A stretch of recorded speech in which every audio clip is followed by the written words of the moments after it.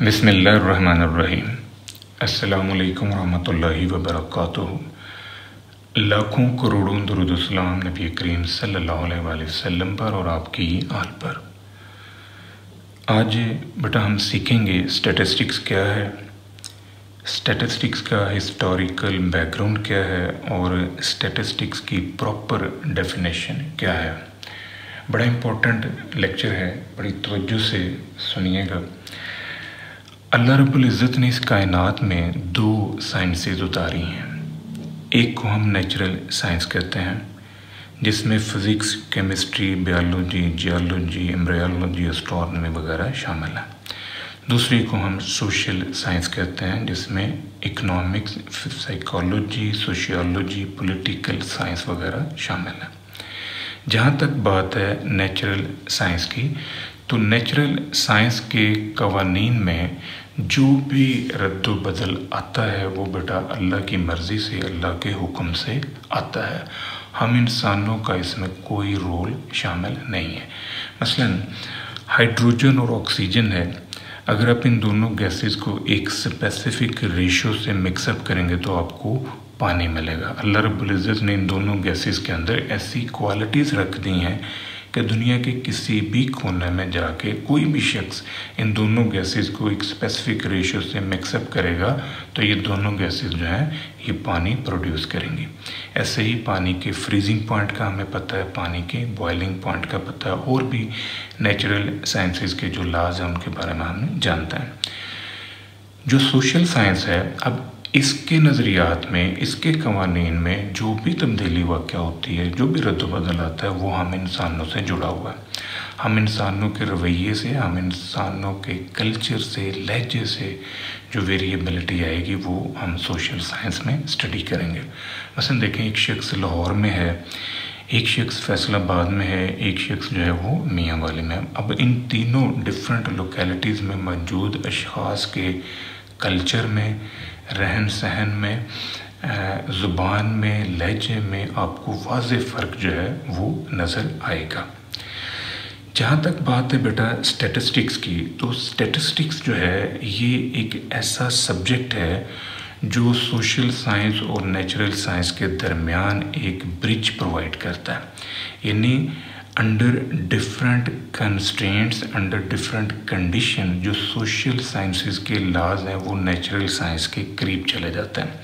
ज़ाहिर है वो नेचुरल साइंस के लॉज की तरह मुकम्मल तौर पर तो नहीं हो सकते, लेकिन वो इस इतने ज़्यादा मैथमेटिकल हो जाते हैं कि एक आम आदमी जो है वो सोशल साइंसेस के लॉज को बड़ा इजीली समझ सकता है। ये काम जो है ये हमारा स्टैटिस्टिक्स करता है, यानी एक ऐसा मैकेनिज़्म प्रोवाइड करता है अंडर डिफरेंट कंस्ट्रेंट्स जो सोशल साइंसेस को नेचुरल साइंस के करीब ले जाता है।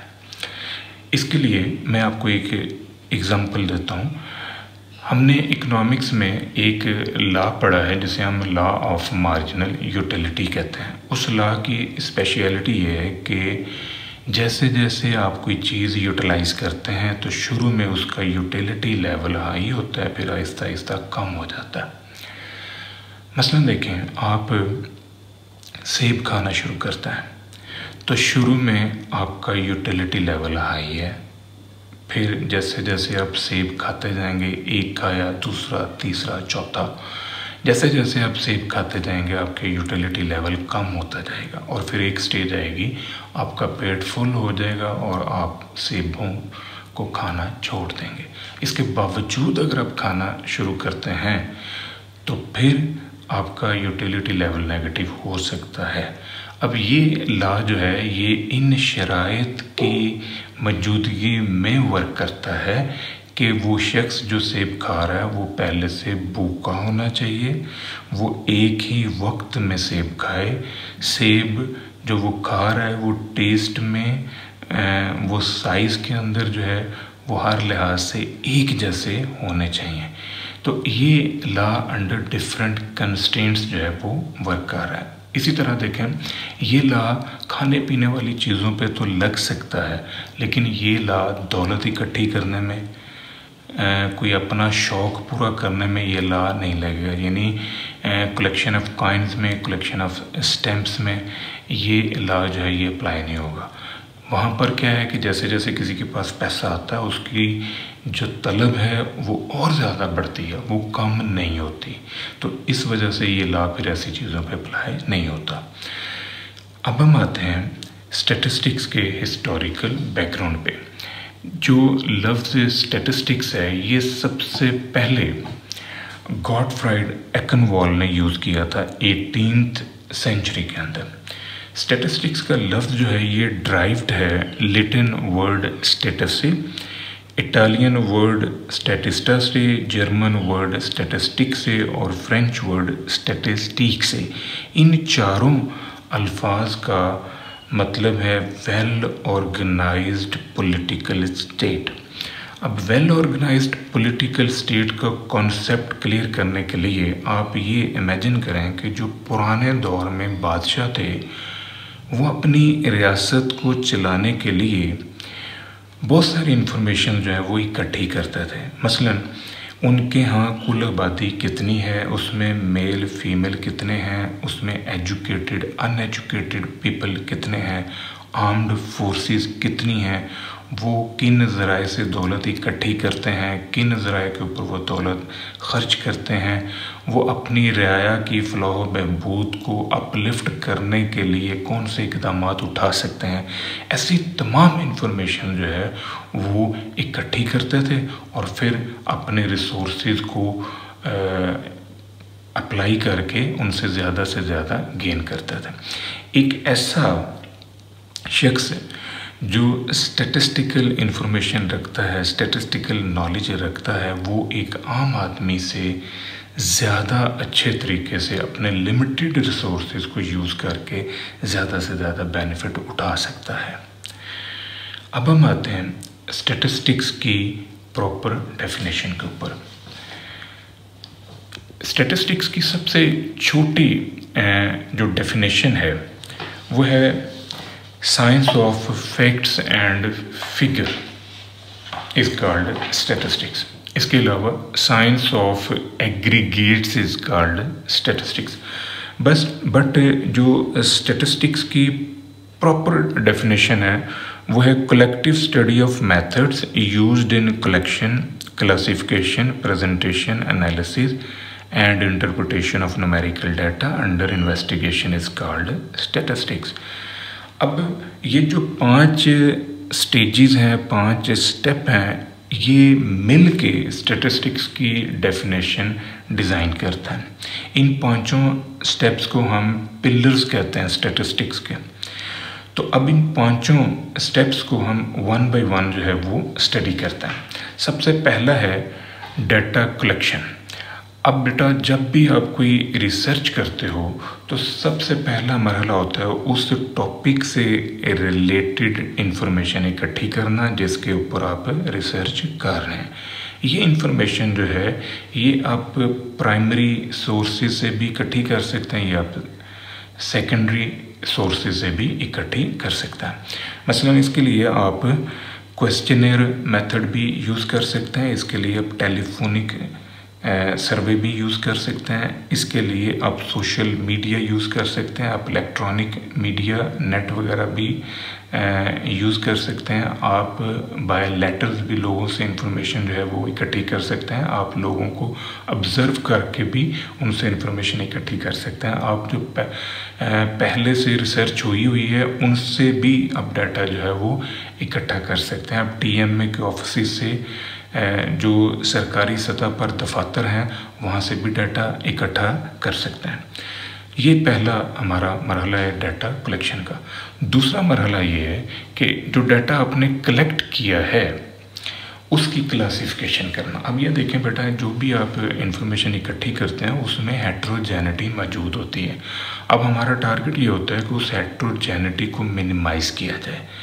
उस हेट्रोजेनिटी को जो डिसिमिलैरिटीज़ हैं उनको हम सेपरेट करते हैं, यानी उसको डीकम्पोज करते हैं into homogeneous groups.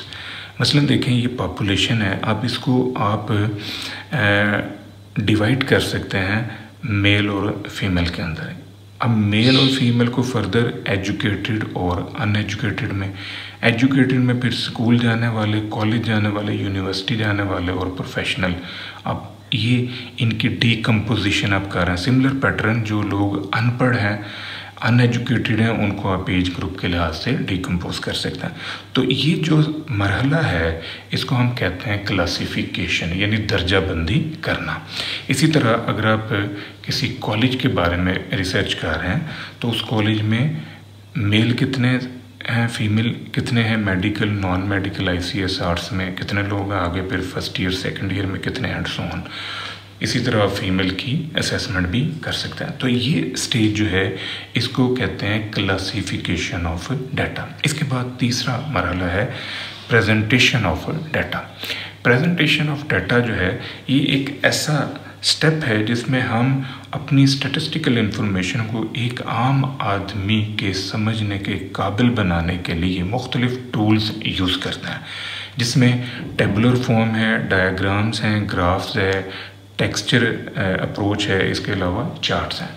Tabular form के अंदर हम उस इंफॉर्मेशन को जो हमने इकट्ठी की है एक फ्रीक्वेंसी डिस्ट्रीब्यूशन की सूरत में लिख सकते हैं। अगर हमारा कंटिन्यूस रैंडम वेरिएबल है तो हम उससे मुख्तलिफ क्लासेस जनरेट करके उसको फ्रीक्वेंसी में शिफ्ट कर सकते हैं। अगर हमारा डिस्क्रीट रैंडम वेरिएबल है तो हम उसे इस फॉर्म में लिख सकते हैं।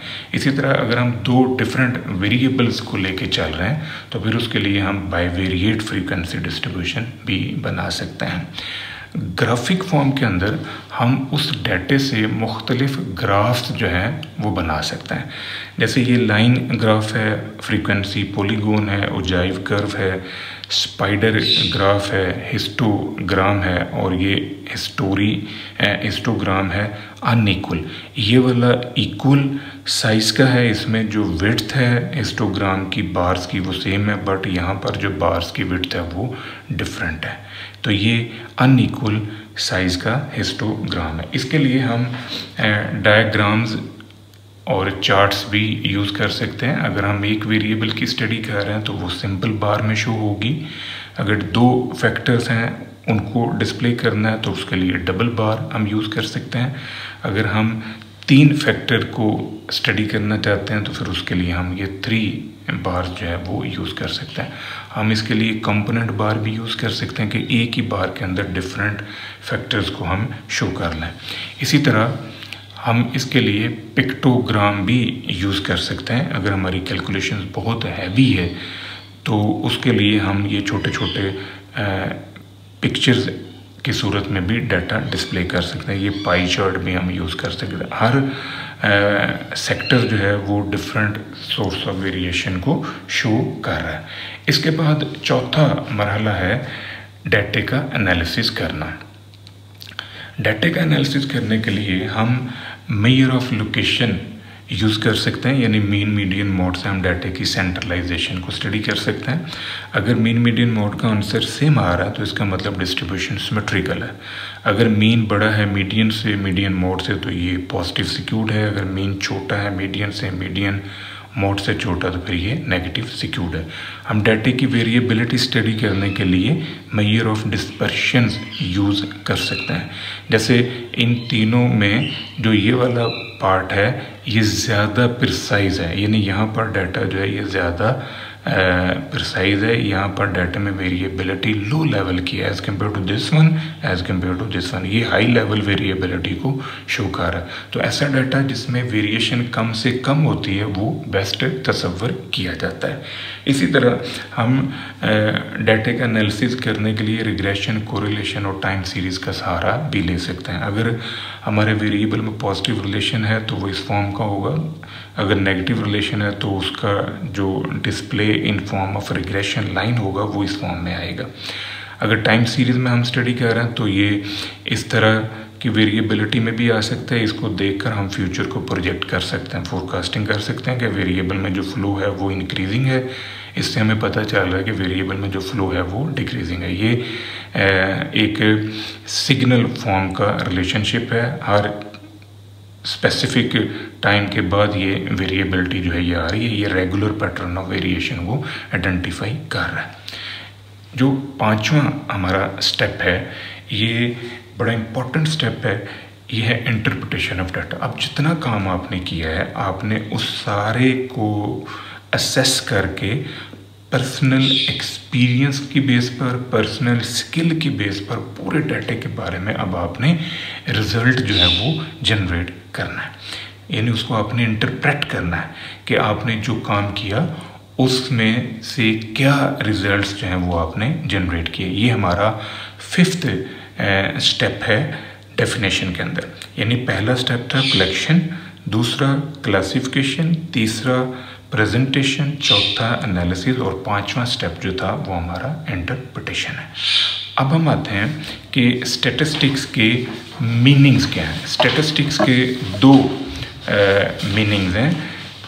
एक है जिसे हम कहते हैं प्लूरल सेंस और दूसरा है जिसे हम कहते हैं सिंगुलर सेंस। जो प्लूरल सेंस है, इसमें हम डाटे को यूज़ करते हैं, यानी न्यूमेरिकल फिगर्स को स्टडी करता है, यानी डाटा जो है न्यूमेरिकल ऑब्जर्वेशंस की सूरत में हम इकट्ठा कर रहे होते हैं, तो ये प्लूरल सेंस कहलाएगा।